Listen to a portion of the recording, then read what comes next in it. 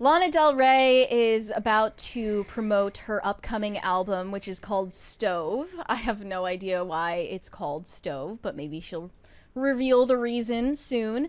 It's supposed to come out in January of 2026, so she's starting to do press at the moment, and she just graced the cover of W Magazine.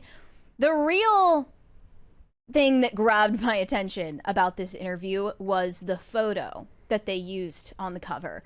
I immediately knew they've replaced Lana Del Rey. This is a clone. I don't know what's going on here, but this isn't the Lana I know. Before you saw it, so did you clock it before you saw the people comparing it online?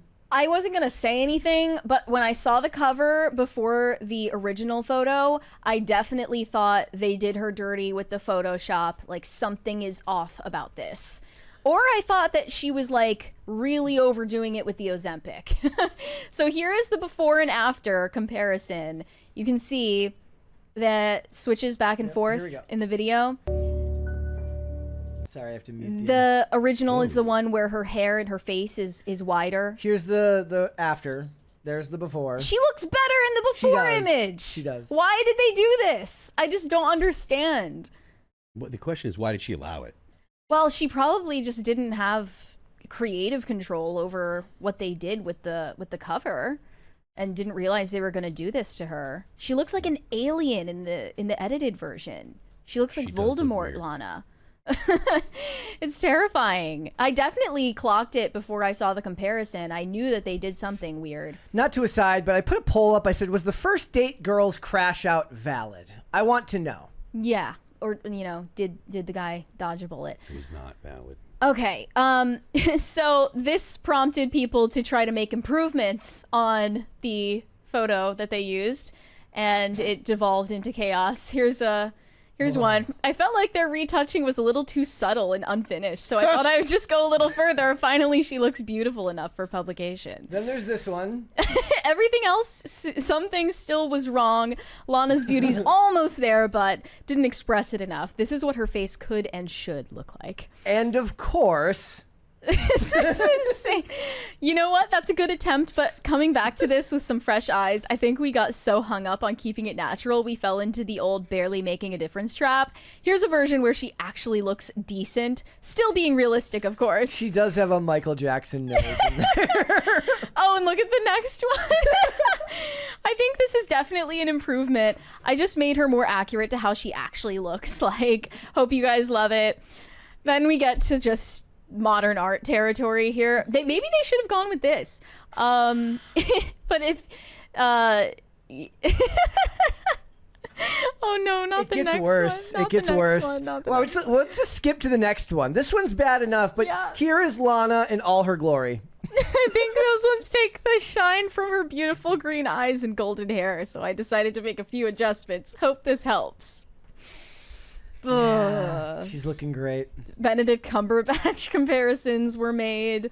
I definitely see it. Look, it feels new beauty standards for the trad wives of Mars just dropped. It feels like a discussion from the late 2000s to talk about Photoshop problems, doesn't it? It is. It's kind of an anachronistic discussion. It is. But maybe they used AI on the photo. See, then everybody would be behind, like, flaming this. Right. Realistically, they probably did, and AI is probably being used on most magazine covers these days. I mean, I don't know. Like, look, there's a lot of really, really talented Photoshop people out there, and these magazines keep very, very talented Photoshop artists on retainer. They're gonna lose their gerbs, though.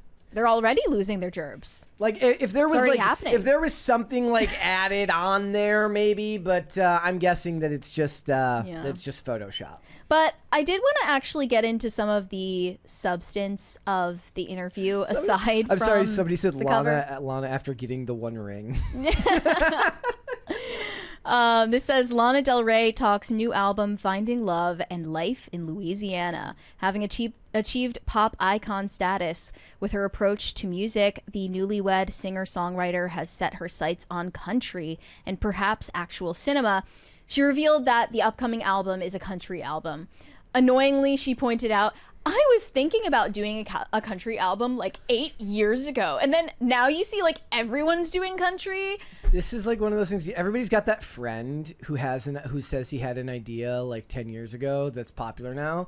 And you're like, that doesn't matter because you didn't do anything about Right. it. You can only be a hipster about making a country album If you as a already pop did it. artist if you actually did it 8 years ago. You can't just say people are copying the idea that you had and didn't execute 8 years ago. We did our cover of The Thunder Rolls in 2000. We recorded it in 2016. So There you go.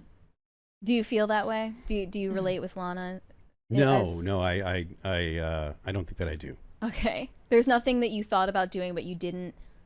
No, most of the things that I Execute the thought about idea? doing, we've executed. Yeah, most of the time. No regrets? No. Okay. No regrets. Well, that's good.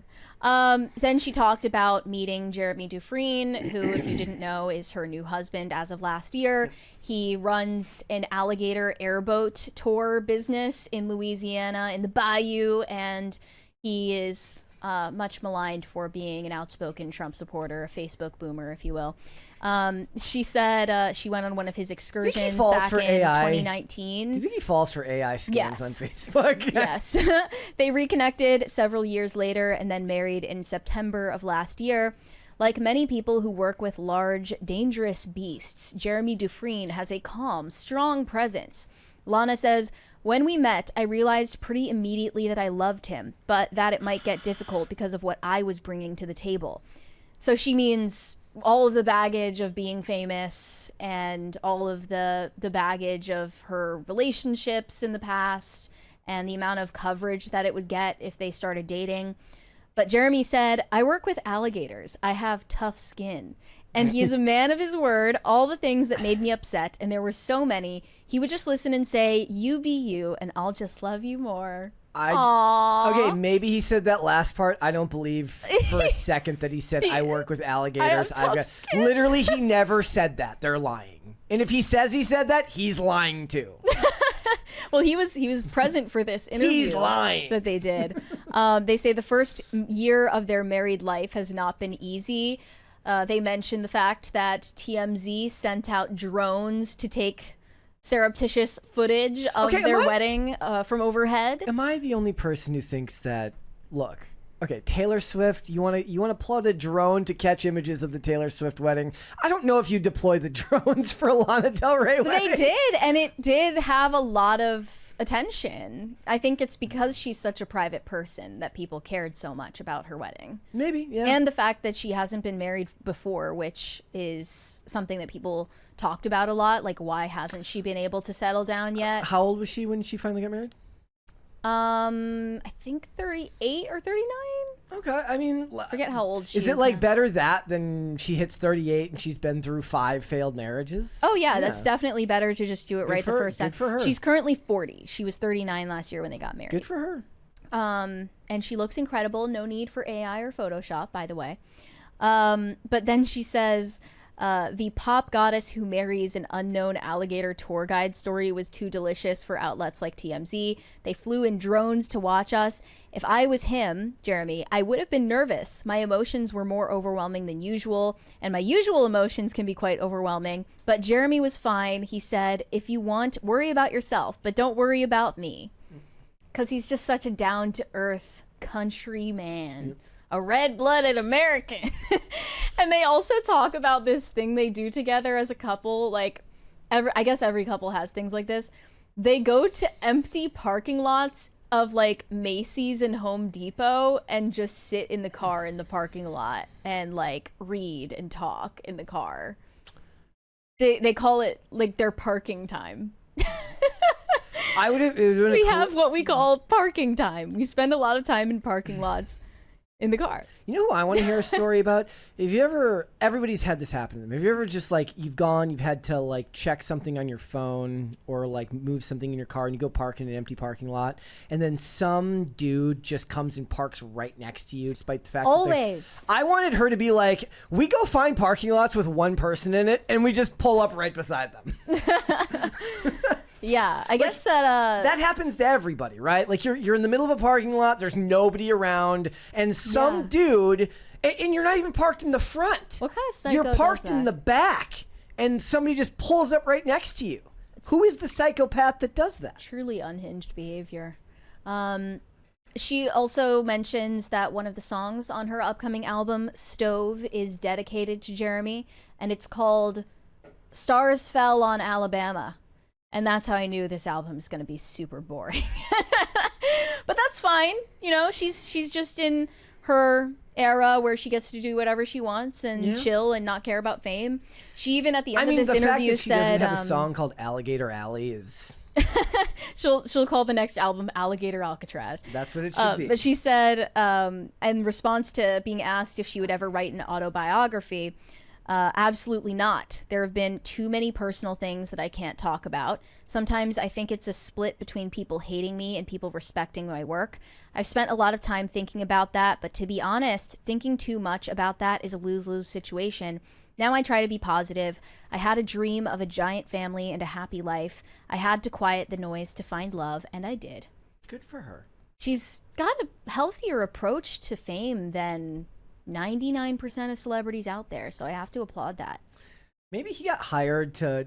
I didn't see Happy Gilmore 2. Was there an alligator in Happy Gilmore 2? I didn't see it. There was. I wonder if he was hired to be the wrangler. He could definitely use his skills in Hollywood. He If could. they were willing to live in Hollywood, but I think they're staying in Louisiana for the foreseeable future. They swim in the bayou. She admitted that Jeremy swims with alligators because I guess the alligators in Louisiana aren't as aggressive as the ones in Florida. Yeah. And she also swims with the alligators with him. Wonder if she likes that or if she just does it. She's insecure and she feels like she has to because he likes to. If Lana dies from an alligator attack, that would actually be kind of poetic. She died doing what she loved. I'm expecting TMZ to fly a drone over for my wedding, but I'm not going to let them in. Spelunking in the bayou. It's I'm just going to read this one since we're here. Pop Culture Junkie says TMZ owns 3 high-end drones with telephoto cameras. That makes sense. They invest. Harvey invested They're the first early. to everything. They are. That's why. I saw somebody in the chat earlier say TMZ is disgusting. TMZ is the first to break like every story.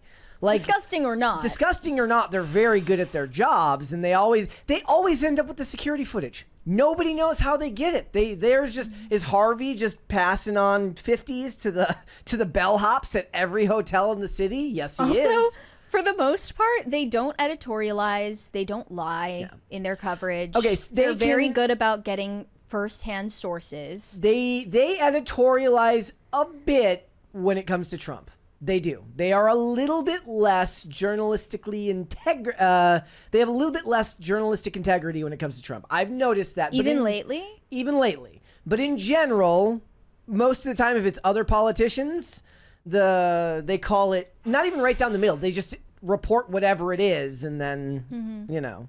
I have to give them props. I trust TMZ more than any other 3-letter organization. Far more than I trust the FBI or the CIA or the NSA. Absolutely. Thanks for watching. Listen to full episodes of Pop Culture Crisis on Spotify. Keep up with us on social media and make sure you subscribe and ring that bell so you never miss the show. Bye, guys.